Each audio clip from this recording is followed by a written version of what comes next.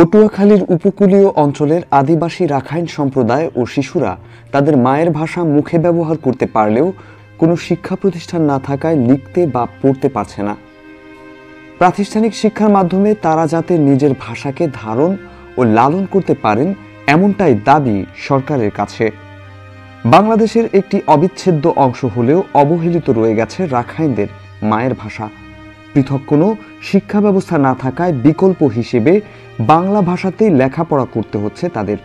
কিন্তু তারা আদিকাল থেকে যে ভাষায় লিখছে বা শিখছে তারা সেই ভাষার প্রতিষ্ঠা চায়, তা না হলে তাদের রাখাইন ভাষা চিরতরে হারিয়ে যাবে। তাই মাতৃভাষায় কথা বলতে পারলেও রাখাইন শিশু কিশোররা চায় নিজেদের ভাষায় পড়তে এবং লিখতে। নিজেদের ভাষা আমরা সেই আদিকাল থেকে আমরা যতটুকু লিখছি বা শিখছি, এই অক্ষর দু একটা তাদেরকে বই ছাড়া নিজেদের জ্ঞানের মাধ্যমে তাদেরকে হাতে কলমে দু একটা অক্ষর আমরা শিখিয়ে দিতে পারছি।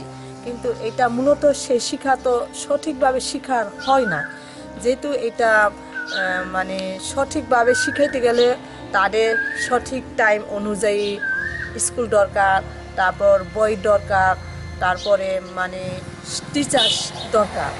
রাখাইন ভাষা শেখার জন্য শিক্ষক নাই, তাই জন্য আমরা ভান্টের কাছে পড়ি। রাখাইন ভাষা শেখার জন্য আমাদের স্কুল বই আমাদের দরকার। আমার নাম অংশুমান রাখাইন, আমি লেখাপড়া করি মিশ্রপাড়া সীমাবদ্ধ বিহারে। আর আমাদের রাখাইন ভাষা এখন খুব বিলুপ্তি প্রায়। আর আমাদের জন্য যদি টিচার বা স্কুল তৈরি করে দেওয়া হতো তাহলে আমাদের মাতৃভাষা খুব ভালো হতো। রাখাইন ভাষাকে এই অঞ্চলে টিকিয়ে রাখতে ব্যক্তিগত উদ্যোগে সীমাবদ্ধ বিহারে রাখাইন শিশুদের মাতৃভাষা শিক্ষার ব্যতিক্রমী উদ্যোগ নিয়েছেন রাখাইন ধর্মগুরু উত্তম ভিক্ষু। এটা আমাদের আগে গ্রামে গঞ্জে পাড়া মহলায় বছর থেকে মাস্টার রাখা হয়তো, এখন আর্থিক অবস্থা খারাপের কারণে এইগুলি আর প্রচলন নাই। তাছাড়া বইপত্র কালেকশন করা খুব কষ্ট, এই কারণে আমি এইগুলি টিকে রাখার জন্য এখানে আসার পর থেকে 2015 থেকে এইগুলি আর কি আমি এখানে চালু করে রাখছি।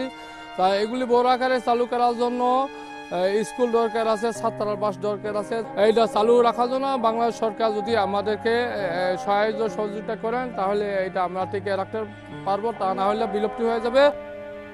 প্রত্যেক রাখাইন এলাকায় একটি করে স্কুল, বই, কারিকুলাম প্রস্তুত সহ শিক্ষক নিয়োগের জন্য সরকারের প্রতি আবেদন জানিয়েছেন তারা।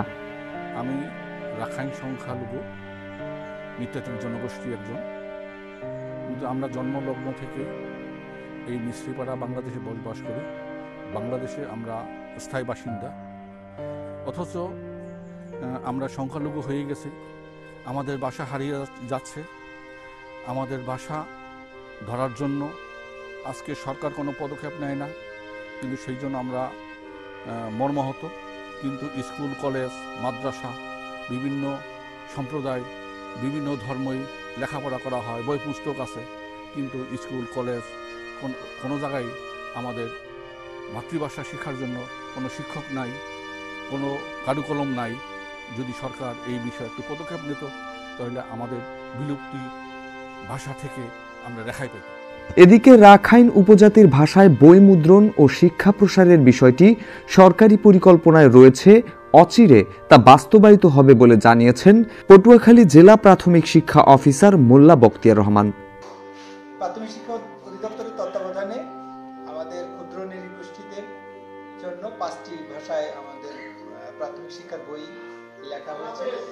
তো আমাদের সে ভাষা আমাদের এখানে যে রাখাইন গোষ্ঠী আছে, আমি উপজেলা শিক্ষা অফিসের মাধ্যমে জরিপ করে তাদের তথ্য পেয়ে আমি আমার অধিদপ্তরকে অবহিত করব।